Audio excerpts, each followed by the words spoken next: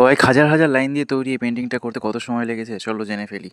তো সকাল সকাল ওয়েদারটা কিন্তু খুব ভালোই ছিল। বেরিয়ে পড়লাম শ্যামনগরের উদ্দেশ্যে, আর যেহেতু আমি চন্দননগরে থাকি তাই গঙ্গা পেরিয়ে ওই পারে আমাকে যেতে হয়। এই বুদ্ধের পেন্টিংটা স্পেশালিটি হলো এর মুখে প্রচুর লাইন রয়েছে। তো এই লাইনটা প্রথমে করলে হবে না, প্রথমে একটা স্ট্রাকচারের যে ড্রয়িংটা সেটা আমি করে নিয়েছি। তারপরে কালার ফিল করছি, কালার ফিল করার পরেই কিন্তু সেই লাইনগুলো আবার আমাকে চক দিয়ে ড্রয়িং করে তারপর করতে হবে।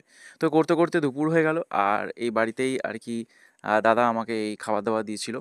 তো ভালোই খেলাম। খাওয়া দাওয়ার পরেই একটু রেস্ট নিয়েই তারপরে মেন যে কালারটা সেটা হলো ব্ল্যাক, পুরো ব্ল্যাক দিয়ে আউটলাইন হবে। তো ব্ল্যাক কালারটা রেডি করেই আর কি আউটলাইন করতে শুরু করে দিলাম। দেখতেই পাচ্ছ তোমরা কত সূক্ষ্ম সূক্ষ্ম ধৈর্য ধরে আমাকে কিন্তু এই আউটলাইনগুলো করতে হচ্ছে, এবং এক একটা পোর্শনে এতগুলো লাইন আছে যে তোমরা চিন্তা করতে পারবে না। তোমরা নিজেরাই দেখে নাও, এইটুকু ছোট্ট পোর্শনই কিন্তু করতে আমার প্রচুর সময় লেগেছে। আর শুধু যে সেম লাইন তাও নয়, সরু মোটার ব্যাপার আছে।